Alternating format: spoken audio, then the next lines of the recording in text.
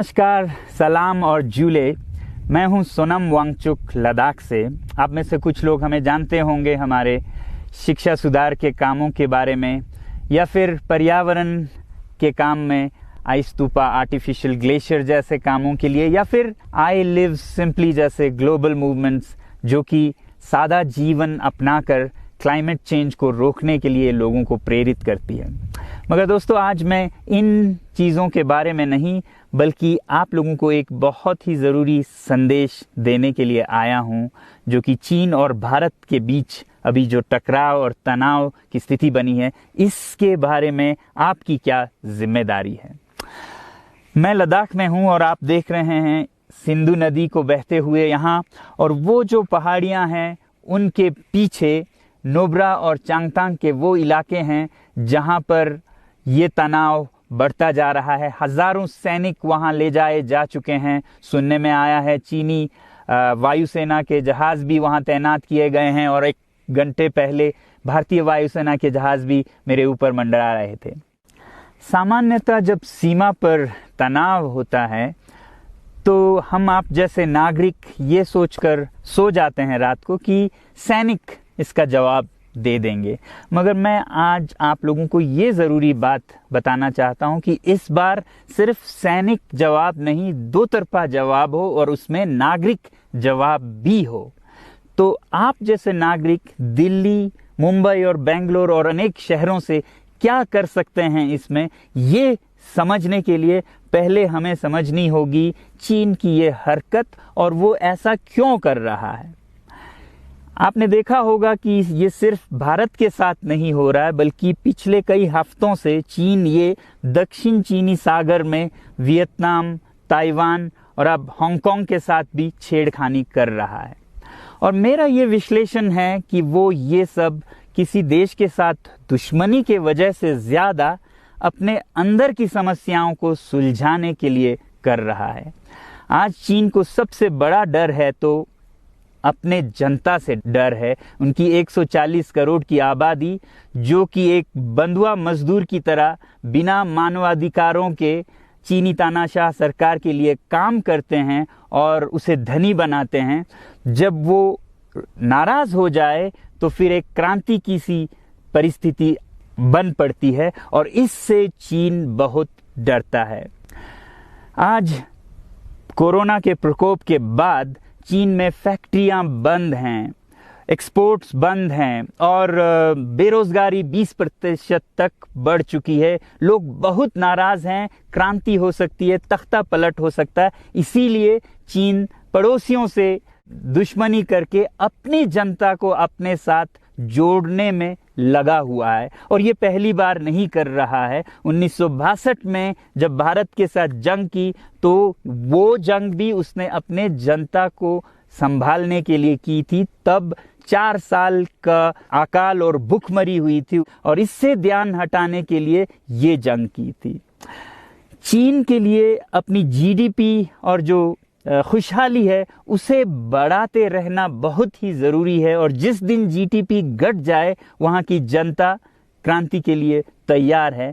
मैं तो कहता हूँ कि इस बार भारत की बुलेट पावर से भी ज़्यादा वॉलेट पावर काम आएगी। जो नागरिक पैसा खर्चते हैं चीन के सामान को खरीदने में, ज़रा सोचिए, हम आप भारतीय उद्योग को मारकर चीन से मूर्तियों से कपड़ों तक हर साल 5 लाख करोड़ के सामान खरीदते हैं, और फिर यह पैसा आगे जाकर हमारे सीमा पर हथियार और बंदूक बनकर हमारे सैनिकों के मौत का कारण बन सकती हैं।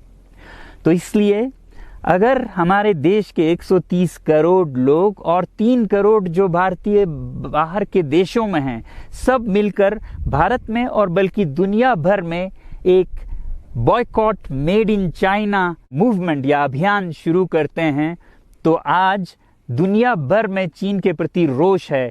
हो सकता है कि सारी दुनिया साथ आए और इतने बड़े स्तर पर चीनी व्यापार का बॉयकॉट हो कि चीन को जिसका सबसे बड़ा डर था वही हो, यानी कि उसकी अर्थव्यवस्था डगमगाए और उसकी जनता रोष में आए, विरोध और तख्ता पलट। और अगर हम ऐसा नहीं करते हैं तो कितनी बदनसीबी की बात होगी भारत के लिए, ज़रा सोचिए। एक तरफ हमारे सेना सीमा पर जंग लड़ रही होगी और दूसरी तरफ हम आप चीनी सामान, मोबाइल से लेके कंप्यूटर्स, कपड़ों से लेके खिलौनों तक को खरीद कर उनकी सेना को पैसा भेज रहे होंगे, चीन की सेना को। ये तो हुई हार्डवेयर की बात। दूसरी तरफ हमारी युवा चीनी सॉफ्टवेयर, एप्स, गेम्स जैसे टिकटॉक, शेयरिट, इन सब में मस्त, उन्हें दूसरी तरफ से करोड़ों करोड़ों का पैसा भेज रहे होंगे। तो इसलिए बहुत ज़रूरी है कि हम एक नागरिक जवाब ज़रूर दें और इसे एक अभियान बनाएं, ग्लोबल मूवमेंट की तरह। ये बॉयकॉट मेड इन चाइना का जो अभियान है वो भारत के लिए भी एक वरदान साबित होगी। जैसा कि हमारे प्रधानमंत्री ने एक विजन हमें दिया था स्वावलंबन का, सेल्फ रिलायंस, वो तब हो सकता है जब हमारे अपने उद्योग फलें फूलें। और जब हम बॉयकॉट करते हैं इन सामान का तो अपने देश के उद्योग का, उत्पाद का हम प्रयोग करेंगे और उससे मजदूरों को रोजगारी मिलेगी और सारा देश खुशहाल होगा। बजट होगा कि हम और अच्छी तरह से टक्कर ले सकें सीमा पर भी। तो इसके लिए मैं आप लोगों से अपील करता हूं कि जहां तक ऐप्स और सॉफ्टवेयर की बात है तो हमारे युवाओं को एक हफ्ते में उन्हें अनइंस्टॉल करना चाहिए। Boycott made in China, software in a week and hardware in a year. क्योंकि साजो सामान के लिए वक्त लगेगा हमारे अपने देश से और बाहर से विकल्प निकलने तक, तो उसे हम एक साल के अंदर कर सकते हैं। तो ये हम न सिर्फ अपना प्रतिज्ञा करें बल्कि 100 और लोगों को इसके बारे में समझाएं, शेयर करें सोशल मीडिया पर, और हमारी जो मीडिया है वो जनता तक, देश के कोने कोने तक पहुंचाए। और जैसे ही इसका असर दिखने लगेगा, इंटरनेट से ऐप्स लाखों में, करोड़ों में अनइंस्टॉल होंगे, तो चीन को संदेश साफ जाएगा और यही एक तरीका उसे मेज पर पहुंचा सकती है जहां पर की बातचीत हो शांति की। तो जाते जाते मैं ये बता दूं कि मैं क्या करने जा रहा हूं। इस फ़ोन पर जो भी चीनी ऐप्स हैं उन्हें तो मैं एक हफ्ते में हटा रहा हूं, बल्कि ये फ़ोन जो कि चीन में बना है इसे भी मैं एक हफ्ते में अपनी ज़िंदगी से अलग कर रहा हूं। और एक साल के अंदर हर वो चीज़ जिस पे मेड इन चाइना लिखा है उसे ज़िंदगी से निकालने जा रहा हूं।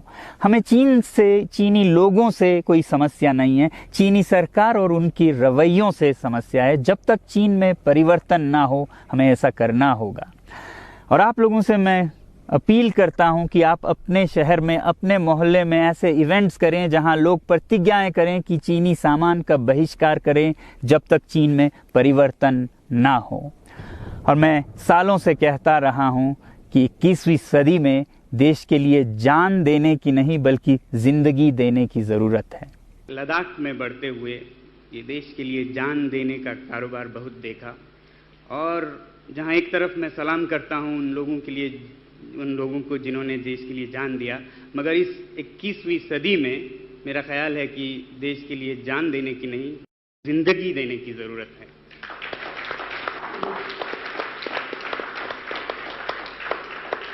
तो आप भी निभाइएगा अपना रोल।